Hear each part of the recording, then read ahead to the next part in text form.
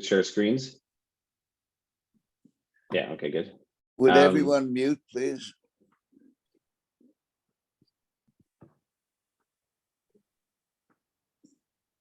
Okay, well, I'll just say, yeah, thanks for having me come to your group today, Bob. My name's Shea. I'm a PhD candidate at the University of Victoria. I study both biological oceanography, so looking at how chemistry and physics interact to influence the biology of the oceans on a very large scale, but on an organismal scale, very small, because I look at phytoplankton, which is what I came to talk to you about. I actually talked to your group, I think it was like a year and a half ago. I did like a climate change talk with your group. So I'm, yeah, happy to be back. And yeah, I'll have lots to go over. There'll be some more like technical slides and then about the biology. And then I'll transition into like a nice survey with lots of pretty pictures and some short little like animations and stuff, just showing the different groups and why they're important, both in our coastal waters and around the world. And then at the end, there should be time for some questions. So yeah, I'll just get this started. And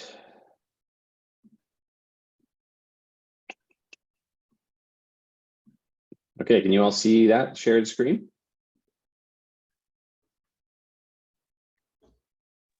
Yes, we're on you. Yeah. Okay, great.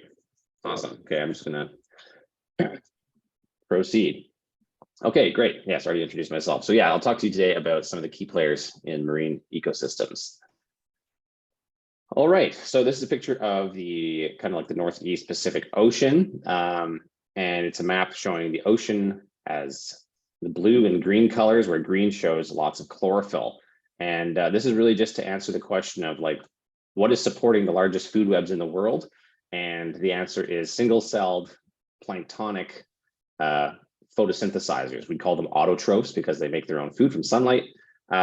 So in this map, this shows kind of like the distribution of where these grow in the springtime. And on the left, you'll see some really high magnification images come up. Examples of things like diatoms, dinoflagellates, Cocalithophores, and even bacteria. They're what are supporting these food webs in all global oceans, but in particular up here in the Northeast Pacific Ocean, we can see their distribution. So they're like a huge, basically invisible mass of these phytoplankton that drifts within the sunlit surface layers of the world ocean, and they generate a huge amount of atmospheric oxygen through photosynthesis. So they fix a lot of the sugar that is transported up the food web across all food chains in the ocean. And when you consider that the ocean food web is the largest food web in the world, that means that phytoplankton support the majority of the world's ecosystems, both just natural ecosystems, but also like food sources for humans as well. So they're really important, but the cool thing about phytoplankton is they're really inconspicuous. So you don't really see them. Like if you go on your boat on the ocean, or you go to the beach, or anything, you're not really aware that they're there, although they are ubiquitous and they are there in very high numbers. So this just shows an animation of how that cycle progresses throughout the year. As the days get longer, there's like blooms of phytoplankton that move further and further north in the northern hemisphere, up into the Arctic, where you even get very strong phytoplankton blooms in the summertime. And then that recedes in the winter down to levels of low productivity. So it's really a seasonal cycle governed by temperature, light, and nutrient availability in the ocean. So we'll go over a few characteristics of phytoplankton. So the first thing we need to know is that they are microscopic photoautotrophs, meaning that they photosynthesize light, they make their own food. Microscopic, you can't see them with the naked eye, and they're unicellular. So that means they just exist as a single cell. They do form sometimes chains, as you can see in this photo here, of a diatom called Skeletonema, but each of those individual, actually, I can bring up a laser pointer here. Let's do that. Pointer options. Each of these individual cells is an individual organism, and they're just joined together by interlocking spines. You can see the size of them is very small. The scale bar is 100 microns, so it's 100 millionths of a meter, micrometers, or 0.1 millimeters. So very small. Most phytoplankton range in size from less than like 1 or 2 millimeters all the way down to 2 microns, so 2 millionths of a meter.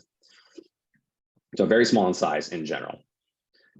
And then most phytoplankton also have like some sort of hard covering on the exterior of their body. It's usually made of things like silica. In the case of these diatoms here, it's like a biological form of glass, or calcium carbonate, which is a mineral very similar to what you'd find in like chalk, and sometimes even made out of cellulose, which is just like a plant protein that, or a long plant polysaccharides called that. Yeah, you find in like terrestrial plants as well. So cellulose is a common covering as well. So these coverings on all phytoplankton, they're highly ornamented. They have lots of different features that are adaptations that they can have based on these coverings, and they widely vary greatly within each group. These are all different types of diatoms, but you can see they all look very different from each other for different reasons. So this is a diagram showing the difference between two different types of cells. If you think way back, if you ever took a cell biology course in high school or college or something like that, phytoplankton are what we call eukaryotic. So that means that they have a well-defined nucleus in the center here where they keep all their DNA, and they have little small factories throughout their body called organelles, things like mitochondria and ribosomes and chloroplasts. So throughout this talk, I'll be referring to often phytoplankton just as algae, although not all algae is microscopic like a phytoplankton. You can see like the big kelps and such down at the beach. Those are also types of algae. There's also prokaryotic phytoplankton, which means they are a very simple cell. They don't have a nucleus. Everything kind of just floats around the inside of their cell wall. And that's referring to bacteria, which we do see in the form of the cyanobacteria. As a type of phytoplankton. So in all of these, regardless of whether they're eukaryotic or prokaryotic, they have something called chloroplasts. And these are the green discs that capture sunlight and convert that sunlight energy into, or the sunlight energy is used to convert carbon dioxide into sugar. So that's all of the important reactions take place within these little green factories called chloroplasts. And those are ubiquitous across all of the phytoplankton we talked today. All right. So let's talk a little bit about pigments because they're really cool. So how they actually do their jobs. So all of these phytoplankton have photosynthetic pigments that absorb light in different wavelengths from the visible range between like 400 and 700 nanometers. And we refer to that range as like photosynthetically active radiation. Now, you probably just are familiar with any sort of plants and the idea of something called chlorophyll. And chlorophyll is the main photosynthetic pigment. It's in those chloroplasts that I showed before. But the limitation of chlorophyll is that it only absorbs light at a couple of main wavelengths. That's only at the 450 and the 660 nanometer range. This is in the red and the blue range of lights. And then the part of the range that it doesn't absorb in the middle, this is like the green light. So that's why a lot of phytoplankton and a lot of plants in general appear to be green, is because they're reflecting green light, but absorbing the purples and the blues and the reds. So if phytoplankton only relied on chlorophyll, they'd actually be missing out on a lot of energy that's available in the environment for them to use for energy.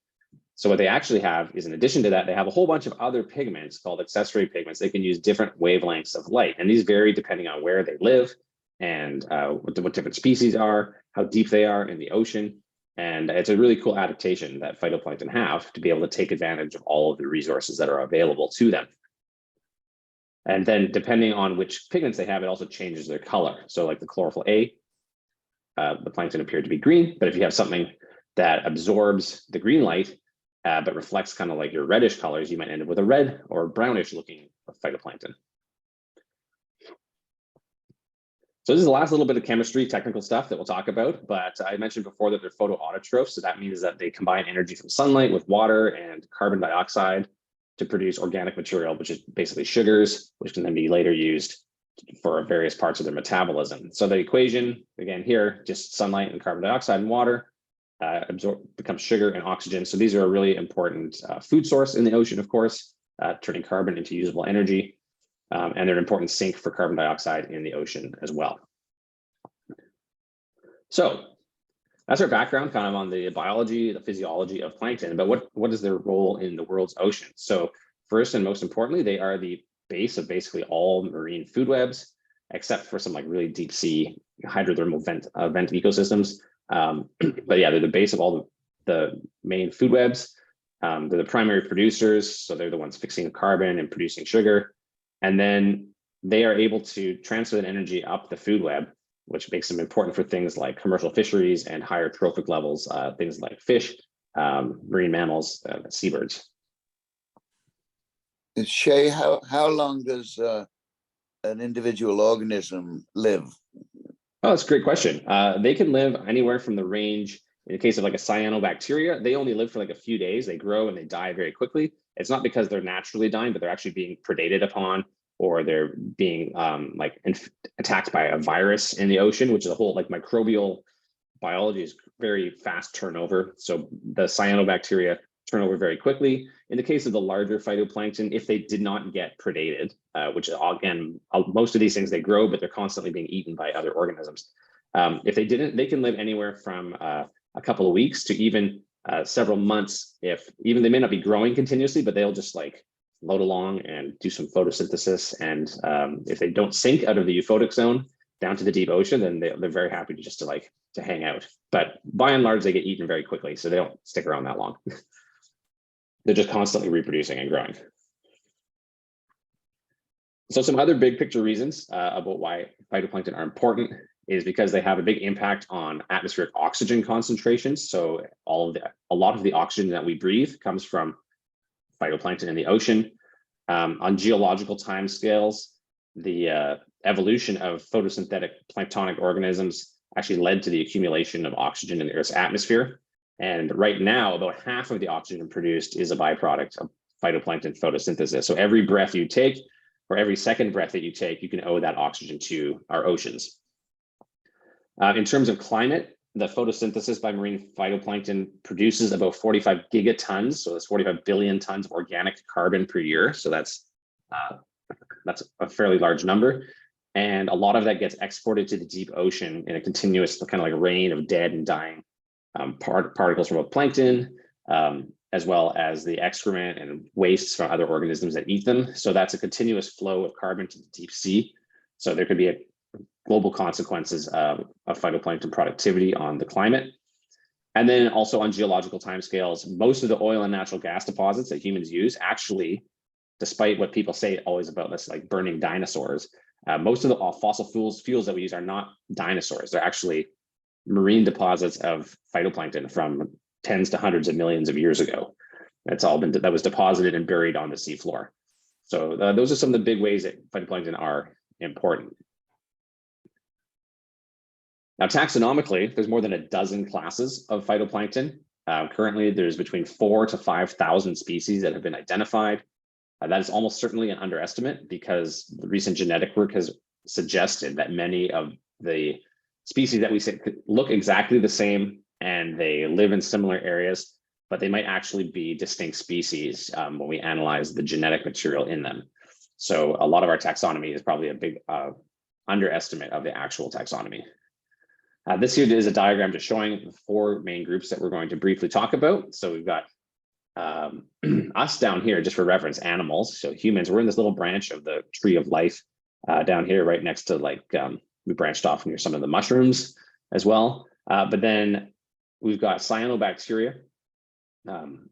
Here, dinoflagellates, diatoms, and Cocalithophores, all spread across the whole tree of life. So it's not just one small group of very similarly related organisms that are phytoplankton. They actually occur across many different groups of life. They've just adapted to a similar lifestyle of being small floating autotrophs. So regardless of their diversity, we're only going to talk about 4 of them today, which I just mentioned. The ones that have fairly significant ecological importance, those are our prokaryotic cyanobacteria, and then also our diatoms, this group here, our Cocalithophores and dinoflagellates. Okay, so talk a little bit about cyanobacteria. These ones are kind of like the most difficult to comprehend because they're so small and and they were only even recently discovered in terms of biology, like in the last 30, 40 years. So very relatively early. So there's 2 main groups that were discovered in the 80s, and they were only discovered because of the invention of a new technology that allowed us to do microscopy with synthetic dyes and fluorescent lights, which allowed them to like glow under the microscopes. And previously we didn't even know that they existed. So that's how we detected them, was an invention of some new technology. And it turns out that they actually comprise a significant fraction of the phytoplankton biomass and productivity in the oceans, which we, prior to the 1980s, just didn't even know existed. So the cyanobacteria are very, very important in terms of both number and the sort of rates at which they do their productivity in the ocean. The best known example of that is a single-celled one called Prochlorococcus. It's the smallest known photosynthesizing organism on the planet. You see the scale bar here, we're down to less than a millionth of a micron. This scale here is about 0.1. So this whole organism is less than 2 microns in size. They're basically just like a naked photosynthetic machine. And the interesting thing about them is they have a whole bunch of those accessory pigments I talked about. So they can use a very wide range of light. So they have chlorophyll, and they have also a bunch of photosynthetic pigments that work in the middle colors, in our blues and greens and yellows, called the phycobilins. So because of this, they can live really deep in the ocean. If any of you are divers, you know, as you go down from the surface waters where you see lots of color in the surface waters, all the wavelengths of light are represented. As you go deeper, things just become very, very blue, and all of the oranges and reds and yellows disappear. So if you have the ability to actually use those colors of light in the deeper waters, it means you'll be more successful. And the cyanobacteria have that ability because they have a broad range of photosynthetic pigments that allow them to live in places where other phytoplankton just can't. In some places, like the subtropical oceans, they can be found as deep as almost over 200 meters deep in the ocean, which is like at the very base of the amount of light. Like there's almost no light there at all. There's another one called Cockalithophores, which forms in little pairs, and it's very similar to the previous one. It's got lots of the accessory pigments, and they can also grow in a wide range of light intensities. And these ones are one of the more most abundant cells in the ocean. And in some parts of the ocean, there can be over 10,000 cells of this organism per milliliter of water. So that's over 10 million cells in 1 liter of water. Now, there's some other types of cyanobacteria that are really important, and they're really important because they're known as nitrogen fixers. And the best known one of those is one called Trichodesmium, which,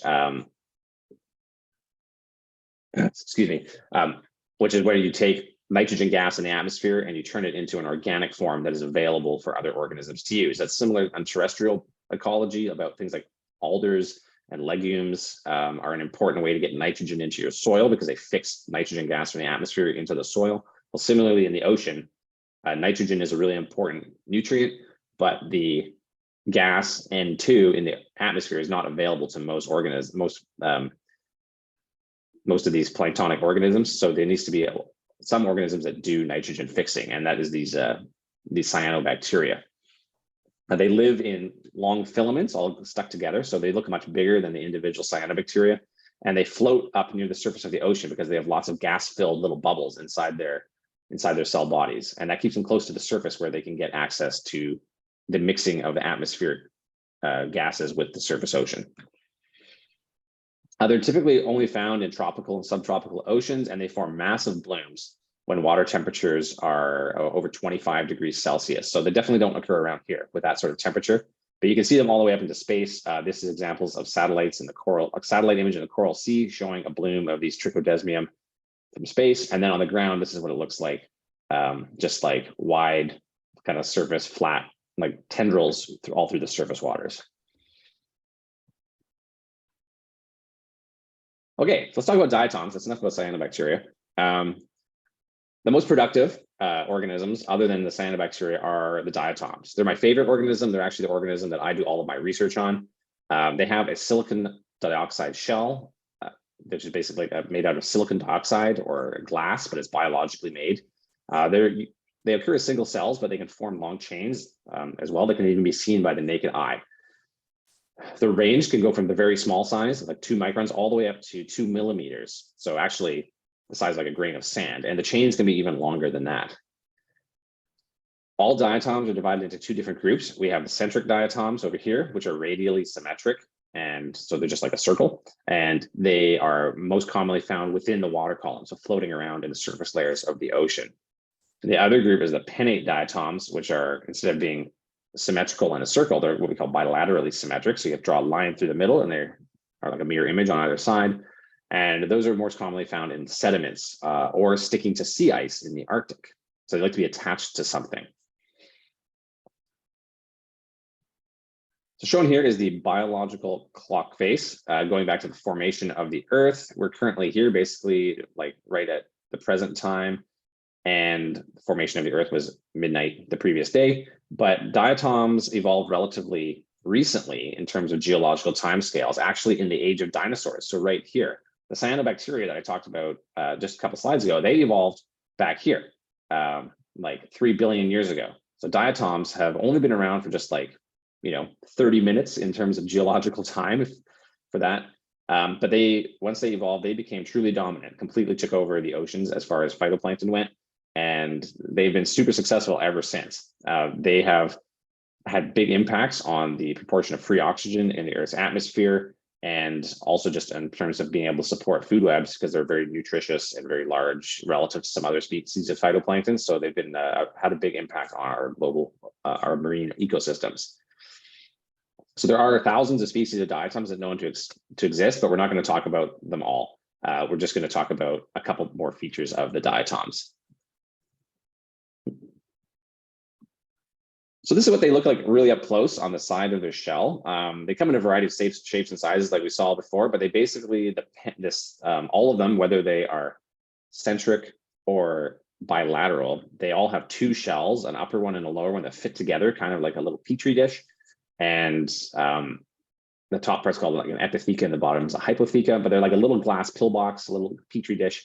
And they have elongated grooves in them as well, where they can extrude various substances. For the benthic ones, the ones that like to live on the seafloor or attached to the sea ice, they will extrude various types of mucus through there to allow them to glide along the bottom.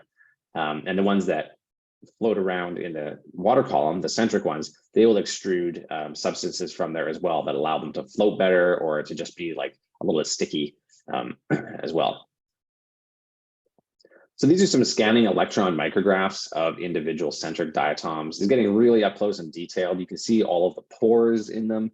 Like even within the bigger pores, you can get in even closer, and there's pores within pores within pores on these highly ornamented shells. They also have ribs and spines sticking out, which are used either to defend themselves against grazers, so like small zooplankton that might eat them, or they help them float or stick together. So yeah, very beautiful, kind of highly ornamented organisms. And then similarly, here's some really up close views of some of the pinnate diatoms, those bilaterally symmetrical ones. And they have, similarly lots of pores and grooves and less spines and such, but they are pretty nice. Look, this one kind of looks like a canoe, I always think. It's got like the cross braces. And then the ones that form chains get really beautiful. So they include both the pinnate and the centric diatoms. And those chains, when they form, can either be like perfectly straight, or they can curve, or they can create twists, or they can create like a ball. A lot of the protrusions on the sides you see here, that's just glass, the biological silica they've made. Those are the glass spines that they use to help themselves float. Again, protect themselves from grazing. So yeah, really beautiful kind of images here. This is one of the more common groups that we will find in waters around Vancouver Island. So a lot of these species here, if we go in the springtime and take up a scoop of water and look at it under a microscope, you'd see something like this, which is, yeah, really always quite fun to do. So in addition to living really like in the coastal areas where we are, around the world, they're very successful in areas where deep, cold waters that are rich in nutrients will upwell to the surface into the sunlit waters. So that typically occurs along the west coast of a lot of the continents. The simplified diagram here just shows a few of the major areas, but it occurs like all the way along the west coast of North America, South America, a lot of Africa, Europe, northern seas as well. And that stimulates a lot of productivity. So in this map here, which is chlorophyll A concentrations in a satellite view, you can see that there's these like bands of very high productivity in certain areas, and then the blues are very low productivity. And you can see that it is like the western side of all of these continents, in the northern areas in particular, that just are like really high. And that's mostly diatoms. They're doing a lot of work out there, photosynthesizing carbon and producing sugars. So on the whole scale, on the planetary scale, diatoms account for about 20% of total carbon fixed. And putting that in perspective, that's this more than all of the terrestrial rainforests in the entire world. So people always talk about like the Amazon rainforest is the lungs of the planet. Well, diatoms, which just grow in the oceans and nobody really seems to care about them, and they're all over the place, they do way more than that, than all the rainforests combined.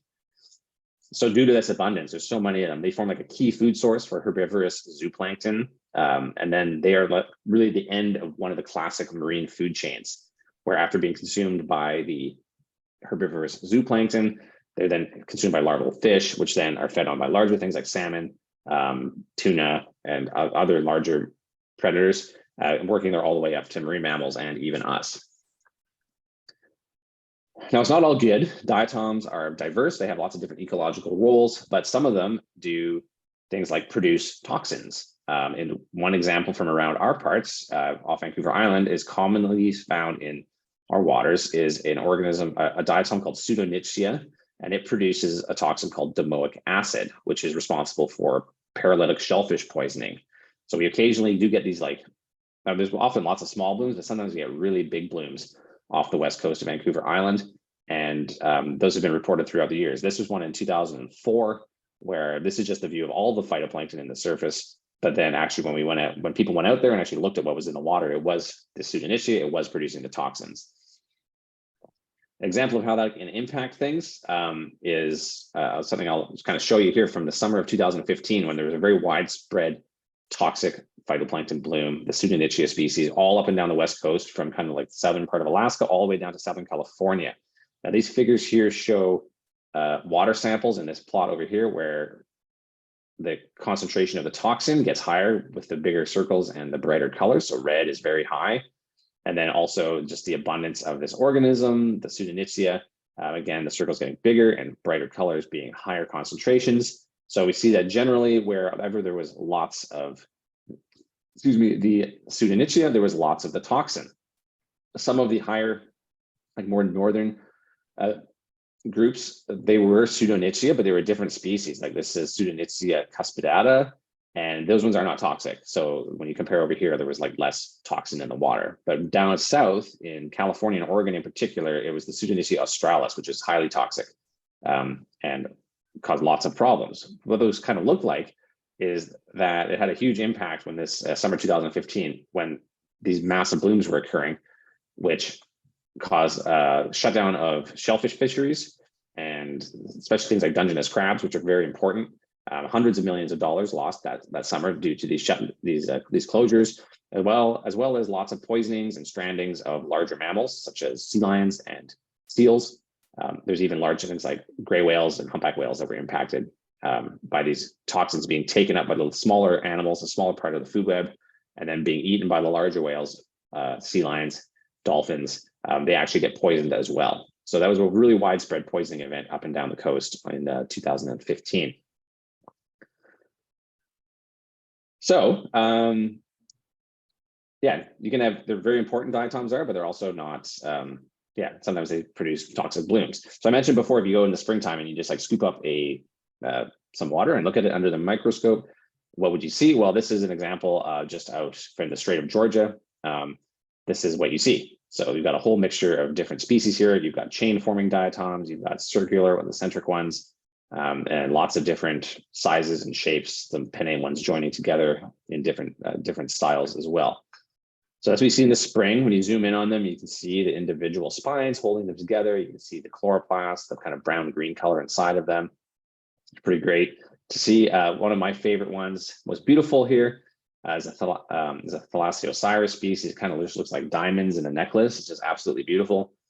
And in fact, people over, not just recently with great microscopes, but even going back hundreds of years, have always thought diatoms were really beautiful. So I'm going to show you now a few images from the lost art of diatom arranging. And this is, there's a man in the United Kingdom, and it's his hobby. He collects diatoms from the ocean and from lakes and anywhere he can find them, and he arranges them under a microscope so that they refract the light in different ways. Because they're glass, they make very beautiful different colors, and he arranges them in these really beautiful patterns, which are apparently highly sought after by collectors. I guess you just need a microscope to look at your artwork. So it's not super accessible, but yeah, just some really, really beautiful patterns. And he's the last person alive today who practices this art. It used to be a lot more popular back in apparently the Victorian times, when there was lots of wealthy nobility who didn't have a lot to do with their spare time, but that's no longer the case. And that's the last example there. All diatoms just manually arranged with very small pins underneath a microscope. Okay, so let's move on to our next group. We've got the Cocalithophores. These are really, really fun organisms. Excuse me. So they're different from diatoms in that they are made of calcium carbonate. So that's like a mineral. And their bodies are made up of many donut-shaped plates that overlap. Each plate is made out of these minerals. They all kind of held together, and they create this, this kind of like shell-like covering for them. They may have little flagella, which are like little tails that allow them to just like very mildly move around, not strong enough to like swim faster than a current. So they are just still at the whim of the tides in the ocean entirely, but they can move around a little bit. And the really cool thing about them is that when they're growing their shells, that chemical reaction where you take a bicarbonate and you combine it with calcium ions to form calcium carbonate, that actually releases carbon dioxide. But then they immediately take that carbon dioxide and use it in photosynthesis. So actually, as they grow, it's just like a positive feedback that they produce one of the ingredients that they need to continue to grow, which is really cool. Now, these are very visible. Cocalithophores can be easily seen from space because they have a very milky blue color when they have a bloom. And that's the mixture of the color of the ocean water with their white calcium carbonate shells. So they are very abundant in tropical and subtropical waters, but they are becoming more often occurring in our temperate and even subpolar waters, like in where we live here off the west coast of Vancouver Island, all through the subarctic Pacific, even up into like the Bering Sea. In fact, I was up in the Bering Sea this summer for some of my research, and we came across a huge Cocalithophore bloom, and the entire ocean was just like milky white. And it looked like what you'd see from like a melting glacier in an inlet on the coast here, but it was actually, there was no glaciers anywhere nearby to be providing that sediment to the water. It was just Cocalithophores. So these are more examples here of Cocalithophore blooms from space, and they can have a very high density. They can have over 100 million cells per liter of water, and the individual size of one bloom can be over 50,000 square kilometers. So that's obviously like a very huge environmental event. So it can have a big impact on local biology and also in terms of like the global oceans. They can actually have a measurable impact on things in terms of how they affect the chemistry of the oceans and the atmosphere, which I'll talk about a bit more in a second.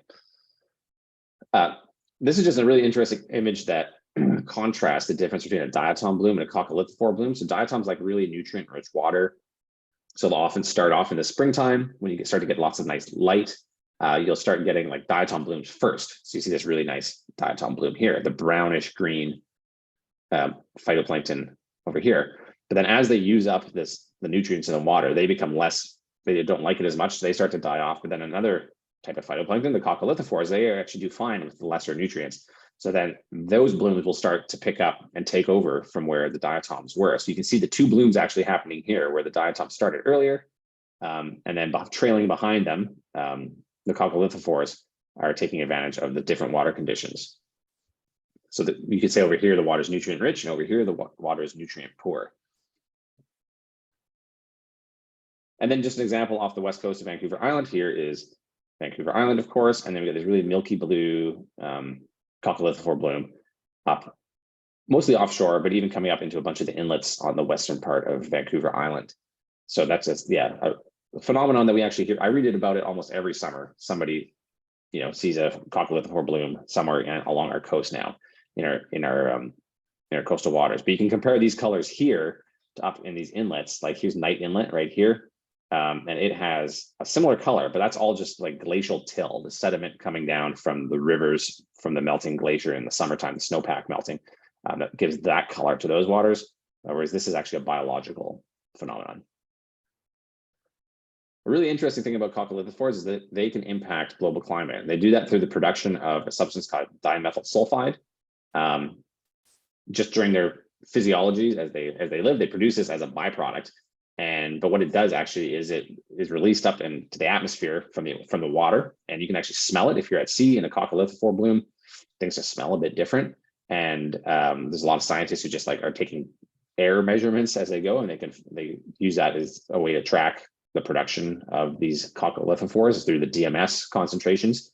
And the thing about that is the DMS actually forms like a nucleus for water to form clouds on, which then when you have clouds, you have changes in the local weather. So that's something that can block the sun, it can increase rain, it can trap heat. It has not like a massive global impact individually for a single bloom, but over like long time scales and summing all of these events together, actually has like an impact on our global weather and global climate.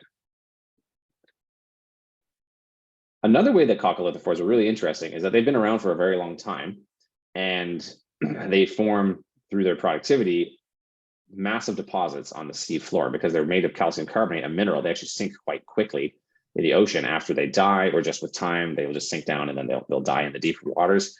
And if you look at a global map of ocean sediments, you'll see the purple area here. This is all we call like a calcareous ooze.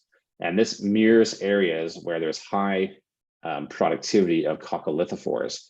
And coccolithophores usually, and they die and they sink, and if they do that over millions of years, plus combined with tectonic plate action, so the movement of continental plates on our planet, you end up with these massive deposits that span a lot of the world's oceans. And these calcareous oozes actually become a resource for humans.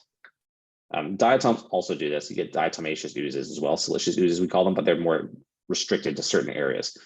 But the coccolithophores, these calcareous oozes, sorry, this is a diatom one.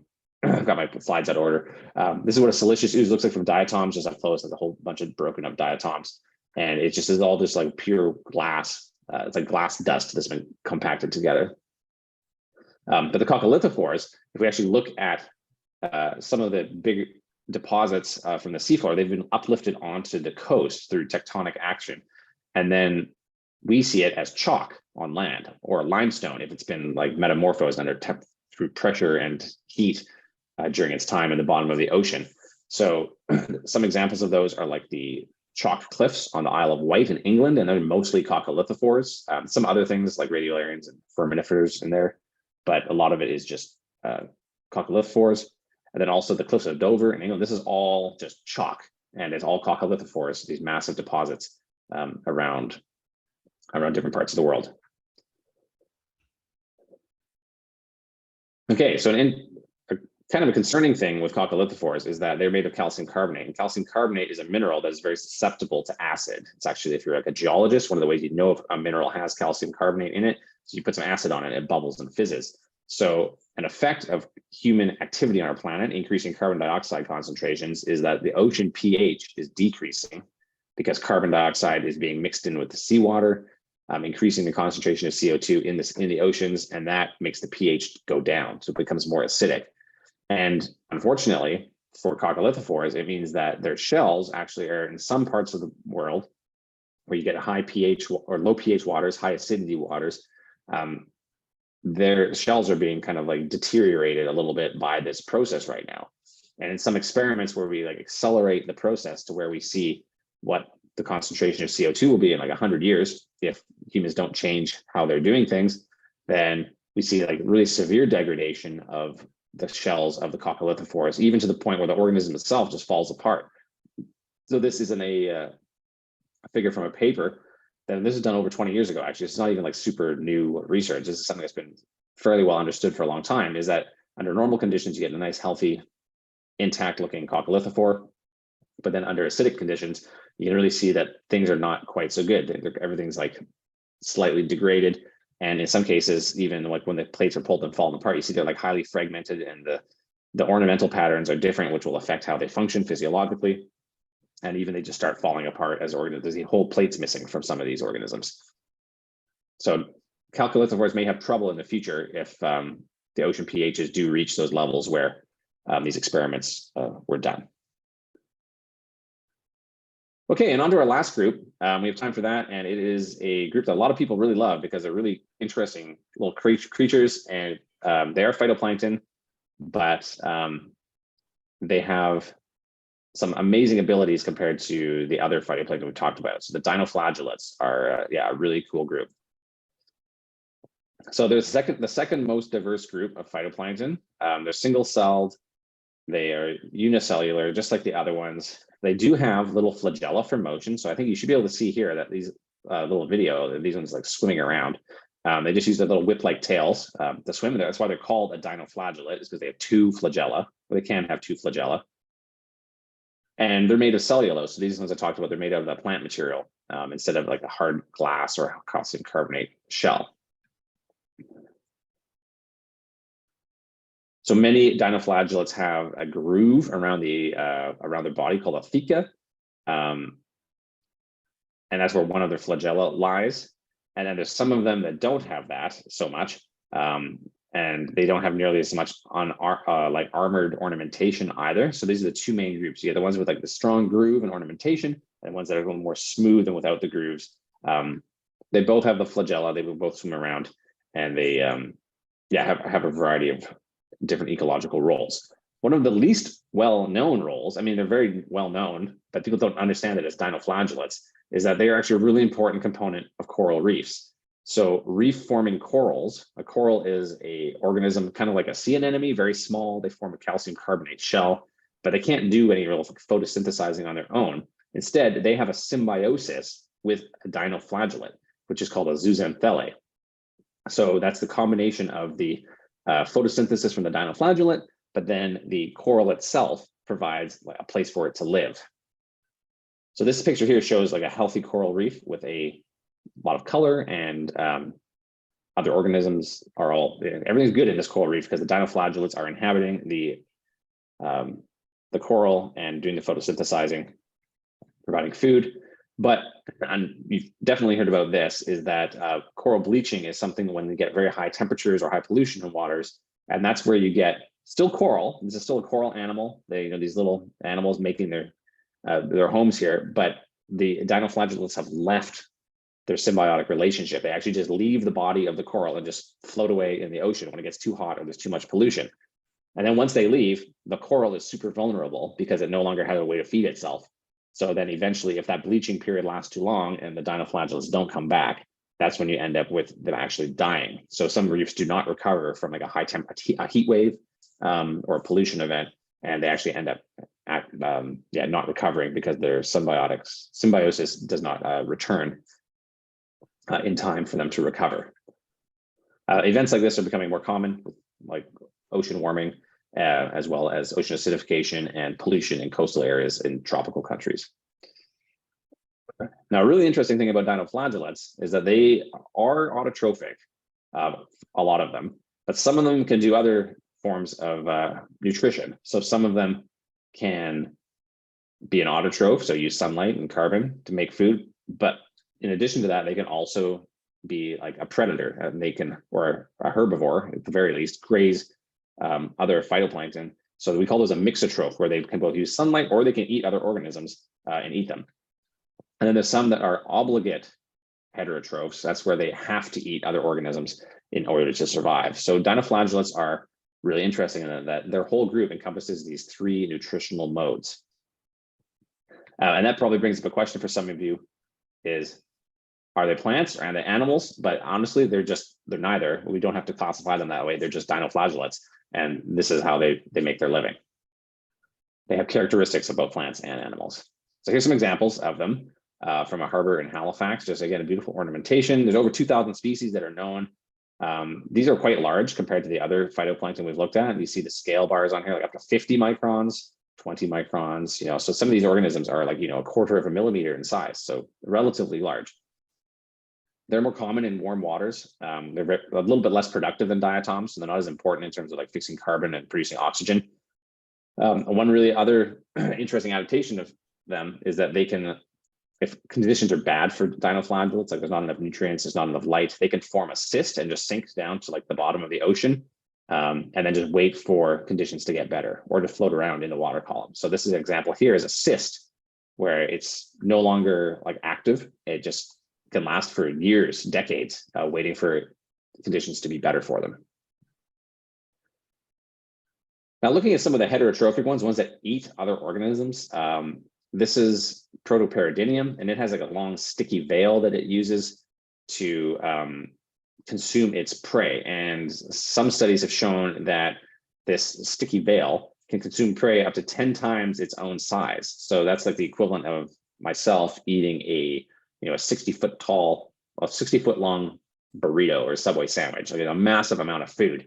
And they can envelop entire big chains of diatoms. Like in this example here, there's one single dinoflagellate eating an entire chain of diatoms. Another example is a carnivore type of dinoflagellate called Noctiluca, which uses a tentacle to capture its prey. So it can eat very large things as well. And in this case, it has used its tentacle to grab an entire chain of diatoms, which is now inside the cell being digested. Similar to the toxic diatom bloom that I talked about before, dinoflagellates can also produce harmful algae blooms, and they're probably the most well-known cause of harmful algae blooms on our coast because it calls the red tide. So these red tides, as you see here, examples are very red, and they can often contain toxins that poison both fish and even humans. They often accumulate in shellfish because shellfish are filter feeders, so they're just filtering the water, and it doesn't seem to impact the shellfish. But then if another organism like a human goes and eats the shellfish, you get like a very bad dose of that toxin. So they're becoming more increasingly common and widespread. It's not totally clear why, but because dinoflagellates do like warmer waters, it may be just that we get more events like this when we find our hotter and hotter summers to create warmer water temperatures. One really interesting feature of dinoflagellates is that many species are bioluminescent. So that's where they flash a bright flash of color in response to some sort of like mechanical disturbance, or it can be a chemical disturbance as well. So in this example here, over here in the corner, this is a dinoflagellate that we find in coastal waters around here. So if you have a boat and you go in the summertime, like late summer, use August, and in the wake of your boat at nighttime, or if you're kayaking and paddling, you can often see like a bioluminescent trail. So why would you want to be bioluminescent is a question. So one of the hypotheses about why dinoflagellates are bioluminescent is the idea of a burglar alarm. And that's where the flash of light from a dinoflagellate startles the predator, which might give you a better chance of surviving. But more importantly, it also tells the predator's predator where their food is. So it's kind of the equivalent of us calling the police. By flashing the light, the dinoflagellate is alerting a larger predator that there's some food nearby, and they should come check it out. So there's actually a really good study that was done on this a number of years ago, where they took a dinoflagellate and the dinoflagellate's predator, which is a little small shrimp-like creature called a mysid, and then they took the predator of the mysid, a cuttlefish, and they put them all together in a tank. And this is the results from that first study. You can see that when no dinoflagellates were present, so no dinoflagellates, the cuttlefish did not manage to eat any mysids. The average number of mysids eaten was basically 0. So without the dinoflagellates, which the cuttlefish don't eat, the cuttlefish also didn't eat the mysids. But then as you added the dinoflagellates, the cuttlefish became more successful at hunting. So that lends evidence to the idea that the dinoflagellates are actually providing the light for the cuttlefish to be able to find the prey, be alerted to where they are. And these pictures are not super great because they're from like a 1990s video camera, but they took videos and there's like very low light conditions trying to track the flash. And what you see in this series of frames is that a bioluminescent flash was picked up, which is where the mysid was kind of trying to attack the dinoflagellate. And in response to that, the cuttlefish that's hanging out here on the bottom actually swims up and grabs the mysid. So again, not the greatest photos, but it is a interesting study about how dinoflagellates use their bioluminescence as a burglar alarm. Okay, so those are all of our main groups. We had Cyanobacteria, Diatoms, Cocalithophores, and Dinoflagellates. So we'll just wrap up looking at some of the adaptations that all of these groups may have that help them be successful as plankton and why they're important. So we talked about how a lot of the phytoplankton are very small. That allows them to stay afloat. They can have a Can lot I of ask you a quick spines. question? Oh, Have you pardon? seen a decrease in these groups in your study? No, phytoplankton are doing very well. Different, like, yeah, the ocean is very variable. So like you get lots of different groups that you would expect to see, like especially in waters around here. And they're all doing just great. Like sometimes the spring bloom starts earlier, or you have a toxic algae bloom that you weren't expecting. But in general, phytoplankton are not like, yeah, having a particularly bad time with climate change or anything like that. Good. So yeah, so the some of the different adaptations we talked about, the size, the spines that help them float. They also form their chains, and some things I didn't talk about, but just really cool adaptations, is that they can actually change their cell contents, like ionic balance inside them, to make themselves lighter, so they float better, or produce oils and fats to help them increase their buoyancy. Some of them have little flagella that they use to swim around. But by and large, most phytoplankton do rely on turbulent mixing that helps them keep up where the light is in the surface of the ocean. And that's where they do their job best, just doing photosynthesis and being the base of the food webs. So why are they important then? Again, we've talked about all of these already, but just to summarize, so they are the primary producers in marine ecosystems, the base of the food web. They support all fisheries, marine mammals, bird populations as well. They form very large blooms, which can have impacts on the atmosphere and the aquatic chemistry. Some of those blooms can be toxic, so they influence the food web.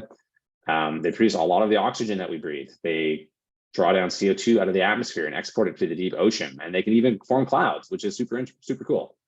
As well, they are a great resource. Like we get a lot of our oil from them. They form siliceous and limestone deposits, which we mine and use for like industrial purposes.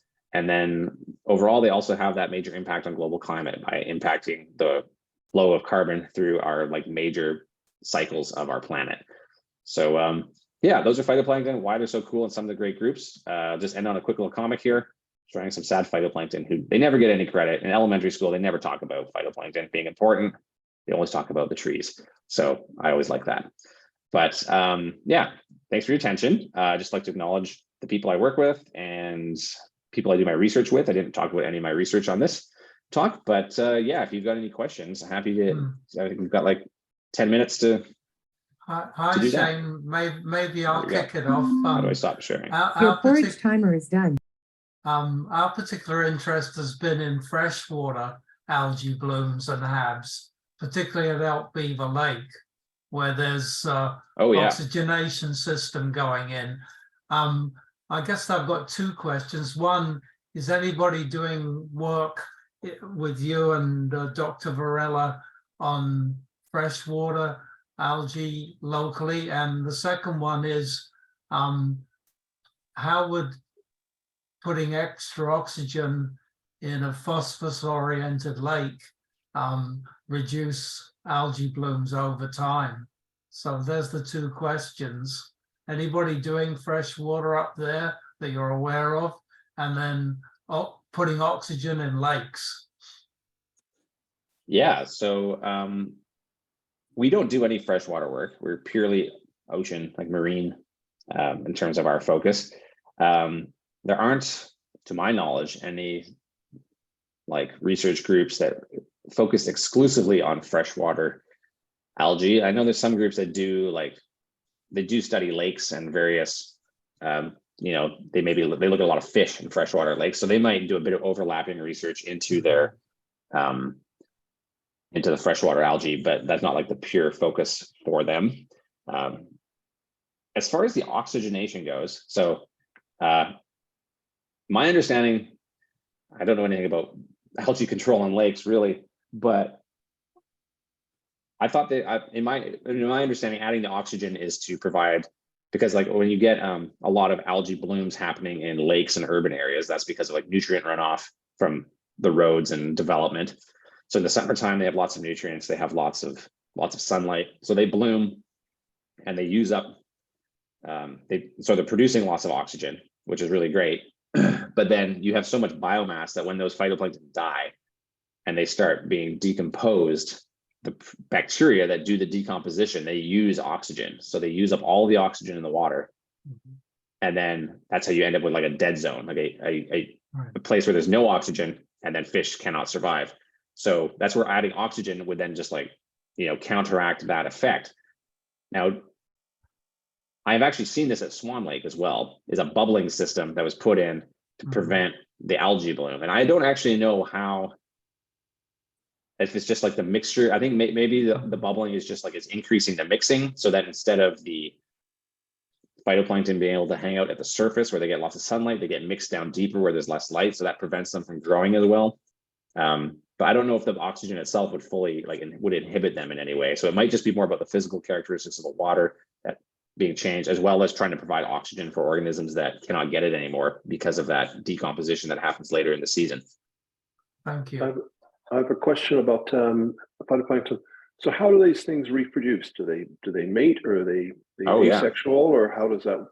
By and large, it's asexual, just like binary fission. So you'll get like one diatom cell, and it's at the top and the bottom part, and that will split, and it'll grow a new bottom or top to replace the part that was lost. So the daughter cells contain half of the parent cell, either the bottom or the top shell. And that's common for a lot of these groups that have those. There are opportunities for sexual reproduction in some of them, but it's only under like extreme circumstances where like they're very stressed out or they've run out of nutrients, and they're doing this because when they just clone themselves, when they undergo like asexual reproduction, they're not adapting to new environments. It's just like the same genetic material being propagated. So in the case where you might have like extreme, like you want to have some sort of like better chance to survive a high stress environment, you'll get some forms of sexual reproduction happening. And it's nothing fancy. It's just like the shedding of like gametes into the water and hoping that everything mixes together. So it's, but yeah, like 99% of the time, it's just splitting, just reproducing one cell into two. I have a question for you. The ocean, you could be out on the ocean and there's a wind ripple everywhere on the ocean, but then there's these big stretches of flat, calm, and I've heard that has something to do with phytoplankton releasing oils. Do you know anything about that? I don't know anything about that, but I would believe it. If you have a really high concentration in your surface layer, they do, like a lot of them do produce like oily substances, and that would affect for sure like your surface tension of the water. It's probably a combination of I'm sure that can be broken down if you had a strong enough wind, but at just the right level. There's probably a visible effect. Very unusual I would not be shocked if that was actually the case. Thanks. Yeah. I've got a question, Shea. Excuse me, I got the flu. Yeah, John, go. So I don't understand the alarm about modest rising temperatures in the ocean. The the ocean's been around a long time, and so have corals, and so have many of these specimens, and the Earth just breezed through it. So what's the alarm all about? Yeah, for sure. So there is, well, it depends. So like a lot of the research we do is not definitely looking at the alarm. It's just looking to understand how things are changing, because it's interesting. But you have to understand that when the oceans warmed, coming out of the last ice age, there wasn't, 18 million people living in the coastal areas of Bangladesh that rely on the coastal food web for their main source of protein. So if there's a shift in their ecosystems due to a collapse of the coral reef, then all of a sudden you have like major impacts on humans as well. So I have zero doubts that the Earth will be fine and the oceans will probably be fine. But it's the way that we interact with it and the way we require the resources from the ocean that I have a lot of people concerned, both in like major areas, but also like a lot of the work I do up in the Arctic. You know, the Arctic is warming much faster than other parts of the ocean. So it's seasonally and yearly changing in ways that, you know, we can't keep up with. You know, you can't keep moving communities or migrating or changing your hunting strategies, even as people, so let alone like the walruses and the whales and the fish. Those populations also don't adapt quickly to where food supplies change from. So it is a it is a concern. There are certainly some alarms about it, but it really depends on the time frame and who you're worried about being impacted. So yeah, there are varying opinions on that for sure. Yeah. Okay. Shea, I do forage fish surveys, so surf, smelt, and sandlands. Where on the food chain do they eat phytoplankton? Oh boy, I wouldn't expect that they eat them directly, but for sure they're only like one step away. So like most phytoplankton will get eaten by a zooplankton of some sort, which is still very small, microscopic, like fish larvae or a crustacean larvae or something that just lives their whole entire life cycle as very small. And then for sure those small forage fish just predate upon those directly. So very closely linked, and likely impacted by availability of that main part of the food web. So like if you, for some reason, didn't have a phytoplankton available, you would probably see impacts in forage fish. There is actually interesting work that people look at, like they're trying to stimulate phytoplankton blooms in the ocean by adding nutrients like iron that are missing out in the Pacific Ocean, with the idea that if you could stimulate a phytoplankton bloom at the right time of year, you'd catch like the outmigration of salmon, which would be able to benefit from this available food that wouldn't normally be there. And there hasn't been much success in those, but there are people who like are thinking about those ideas as a way to like, if you could add extra phytoplankton to the system, you could produce a bigger fish stock later. But getting everything to match up in the ocean is like basically one of the hardest things ever, because the ocean is so big and it's all underwater. You don't know where everything is. So very difficult to do anything effectively, but there's some interesting ideas out there. I have another question. Apparently, done illegally a number of years ago, somebody dumped a whole pile of iron in off the north coast of Haida Gwaii. Yeah, that's what I'm referring to, actually. Oh, okay. And it was a big court case. And is it still going on? I don't know about the court case, but like there were legitimate iron fertilization experiments that happened. But then it was like an entrepreneur who was like, no, that is the answer. I don't care about any more science. This is what we're going to do.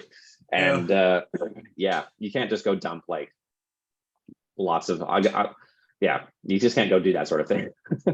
But especially because if you stimulate the wrong bloom, like if you go there at the wrong, if you get like a toxic algae bloom as a result, you know, that would really be unfortunate. That would be really bad. But we have no way of controlling what's gonna happen. So it's very risky.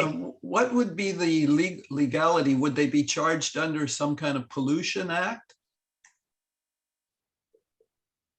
I expect so. Yeah, I don't fully know the details of the case, but it was I expect it's to do with just like pollution for the most part. Okay. Yeah. What was dumped? Old cars? No, they take like really concentrated solutions of iron, and I mean, it's like taking like it would be something that's highly toxic and high concentration. So like when you dump it in the ocean, you're assuming it's going to like be diluted by the ocean and spread out and not be at a toxic concentration. So what but happened up there? What happened as a result? Yeah. Well, in most cases, you get like you do get a phytoplankton bloom. It might last for a few weeks. If there's something around to eat it, that's great. If it's what you want there to be there to eat it, but it's really like tinkering on a level that is like, there's just so many things out of your control that, yeah, I think that's why you can't just have people going out and trying to do that sort of thing. But I don't think there's a legal framework necessarily about like trying to grow phytoplankton in the ocean. It's more about just like dumping stuff in the ocean. I got one last question, Shea. I don't understand the terminology. We've got plankton, phytoplankton, phytoplankton, zooplankton. Sure. Yeah. Sorry. How is that segregated? Yeah. So plankton, just plain plankton, refers to any organism that's so small that they can't swim against the current. So like the tides, the ocean currents, they just carry them with them. So then a phytoplankton is like think about like a plant. So it's phytoplankton are the ones that do photosynthesis. Your porridge timer is done. So they do the echo off. Your porridge timer is done.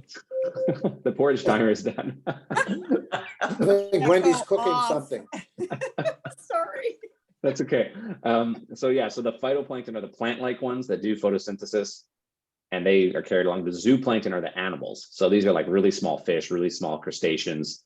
Whether it's their entire life cycle or just like the larval form, doesn't matter. If you go through that phase where you can't swim against the current, then you are a zooplankton. So yeah, that's the difference between zooplankton and phytoplankton and plankton in general. Yeah. Okay. Shea, may I ask a question? This is very interesting. Thank you. Sure. The part where you talked about the dinophytoplankton, the bioluminescence part, is that what they call the thing on the fire? Is that what, that's in the air as well as in the waters, that expression? No, I think that's a purely like atmospheric physics phenomenon. Oh, really? Yeah. That's not the biology. Yeah. Okay. St. Elmo's fire is a ionizing radiation that comes off of electrical charges on things. It used to be on the masts of ships. You see it. It's an electrical discharge. Yeah, I know it's in the air, but I thought it was under the water, sometimes seen in the ocean. No, it's in the air. Okay, thank you. I swam in a bioluminescent situation a number of years ago off Galliano, and it was magic, absolute magic. Yeah. So it was in the water. I bet. Yeah. In the water, yeah, it was unbelievable. Yeah, thank you. So Shane, to follow this picture further, what's the next step after, like you'd be stage 1, what would be stage 2? In terms of what happened? Like, Well, what you've studied is eaten by another higher developed. yeah. Who would be the next speaker, like in your group of studies, to talk to us about that? Oh, interesting. We want to follow the chain, right? Okay, that's the idea, is following the chain. We're going right up to the salmon. We know about the salmon. Yeah, so you worked your way down. So now you're going Well, to go no, we back want up, to fill go in the middle. back and work our way to the salmon, right? Right. Well, there's a couple of zooplankton people. I'll let that you I think work with. about it. You can email Bob. Sure. Yeah. Yeah. I don't know there's if a anyone's colleague got of anything yours through the that's doing speakers same thing, only bureau. working on the next stage. Yeah. I work in an office with all the people who do the zooplankton stuff, so I can ask see if any of them have a talk that they put through the speakers bureau, like that. Hey Shea, Yeah, what department do you work for? Ask, right? Sorry. What department do you work in, Shea? Biology, biochemistry, earth and ocean sciences, geography, which one? I'm in biology officially, although I work in the earth and ocean science building because all of the biologists on campus are kind of spread out into different buildings, depending on what their field is. So I work with, I'm officially, I'm in like a research group that has people both in earth and ocean sciences and biology, but we all study the same thing. It just comes down to like a administrative reason why we're in a specific department. There's a guy that works in biology, or he used to, I think he's graduated now, Will Dogood. Yeah, he graduated. Oh, okay. Well, he's the guy that somebody was interested in. Who can tell us about salmon?